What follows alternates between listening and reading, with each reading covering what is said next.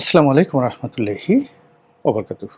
সম্মানিত দর্শক, আপনারা যারা পত্রপত্রিকা পড়ছেন বা সাম্প্রতিক সময়ে সরকারের কূটনৈতিক তৎপরতা এবং দেশের যে উন্নয়ন কর্মকাণ্ড, এই বিষয়গুলো যারা তদারক করছেন এবং যারা পর্যবেক্ষণ করছেন, তারা ইতিমধ্যে জেনে গেছেন যে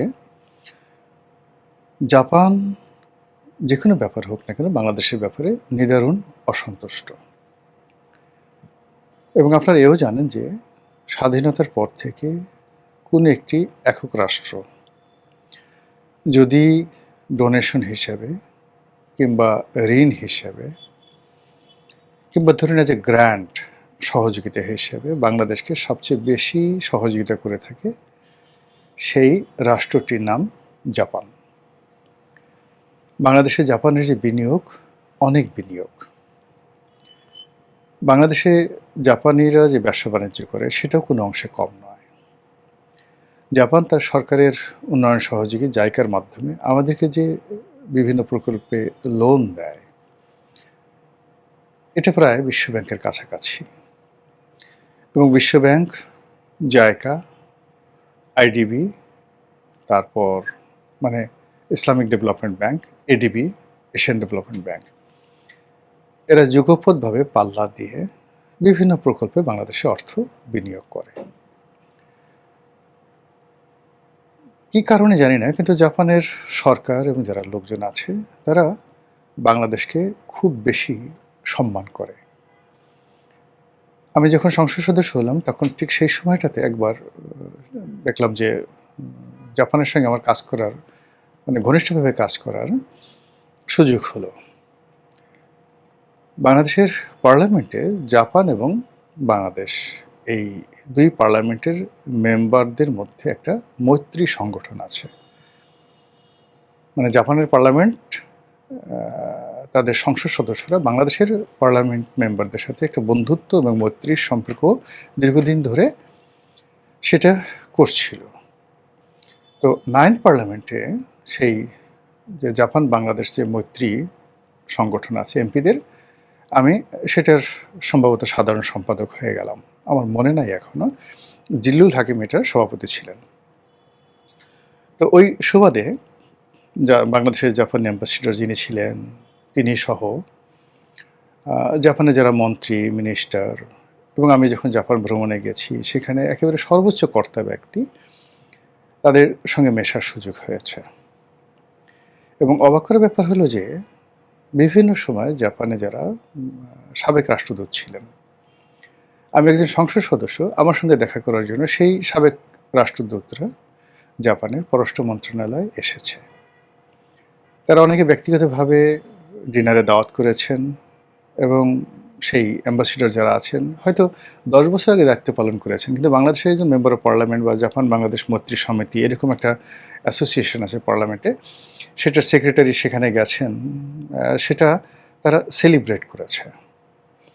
এবং সবচেয়ে অবাক ব্যাপার হলো যে আমি যে বছরটিতে ওখানে গিয়েছিলাম রাষ্ট্রীয় মেহমান রূপে, সে বছর 26শে মার্চ পড়ল, তখন আমি টোকিওতে ছিলাম।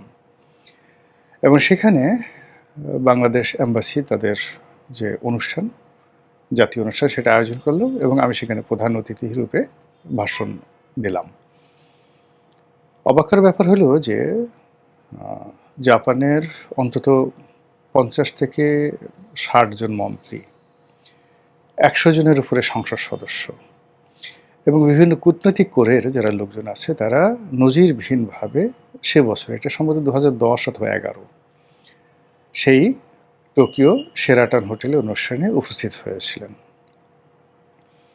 এবং আমার মানে তখন ম্যাচুরিটি কোন পর্যায়ে আমি নিজেও আমি ভাবি না, কিন্তু আমি ইংরেজিতে বক্তব্য দিয়েছিলাম, বহু মানুষ সেই বক্তব্য শুনেছিলেন এবং আমেরিকান অ্যাম্বাসিডার থেকে শুরু করে ইউরোপীয় ইউনিয়ন অ্যাম্বাসিডার, অস্ট্রেলিয়ান অ্যাম্বাসিডার, মানে পাগল হয়ে গেছিল।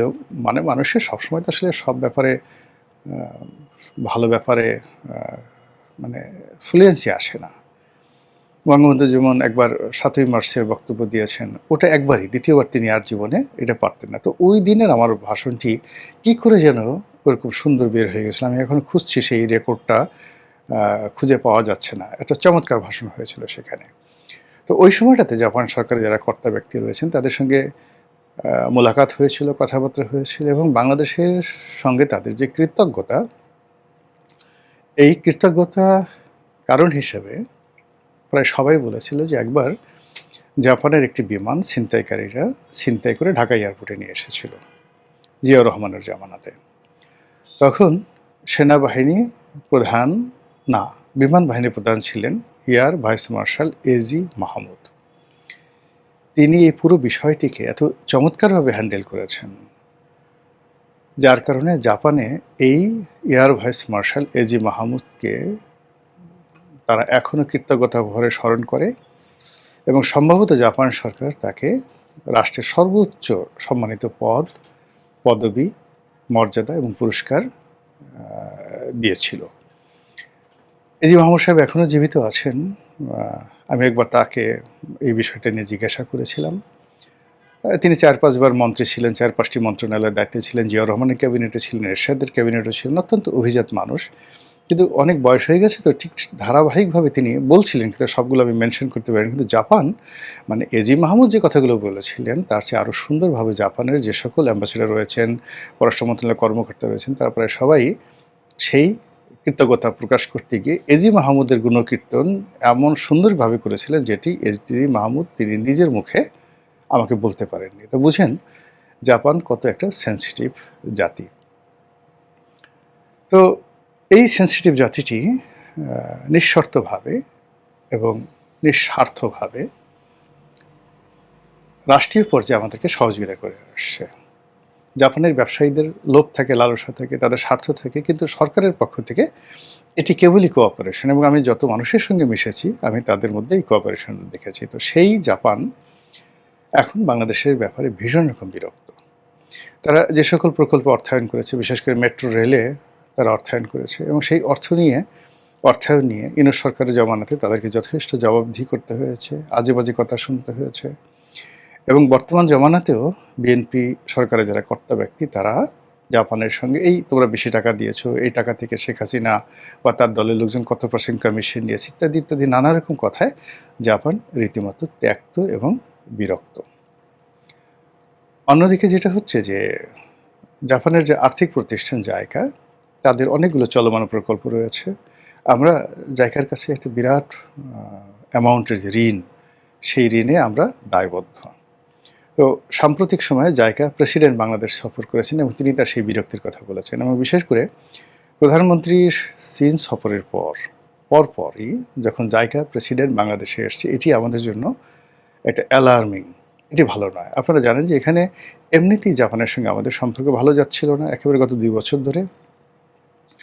তার উপর আবার চীনের সঙ্গে যে সরকারের মাখামাখি, এখানে জাপান আমেরিকার যে একটা ইকোনমিক ফোরাম আছে এবং জাপান মূলত যে কোঅপারেশনগুলো বাংলাদেশে করছে আলটিমেটলি এটা কিন্তু একটা ওয়াশিংটন ডিসির বা পেন্টাগনের একটা গ্রিন সিগন্যাল থাকে। তো সেই জায়গাতে সম্ভবত আতে ঘা লেগেছে সম্মানের দিকে, মর্যাদার দিকে, অনেস্টির দিকে এবং সরকারের আচরণ এবং একই সঙ্গে কূটনৈতিকভাবে চীনের সঙ্গে সরকারের মাখামাখি, দহরম মহরম, এতে করে জাপান খুব ইনসাল্ট ফিল করছে। আপনারা জানেন যে জাপানের সঙ্গে দুটো রাষ্ট্রের ঐতিহাসিক বিরোধ রয়েছে। 1 নম্বর বিরোধ হলো কোরিয়ার সঙ্গে, উত্তর কোরিয়ার সঙ্গে। তো উত্তর কোরিয়ার দ্বারা জাপান ক্ষতিগ্রস্ত হয়েছে, জাপান দ্বারা কোরিয়া মানে উত্তর কোরিয়া এবং দক্ষিণ কোরিয়া দ্বিতীয় বিশ্বযুদ্ধের সময় মারাত্মকভাবে ক্ষতিগ্রস্ত হয়েছে।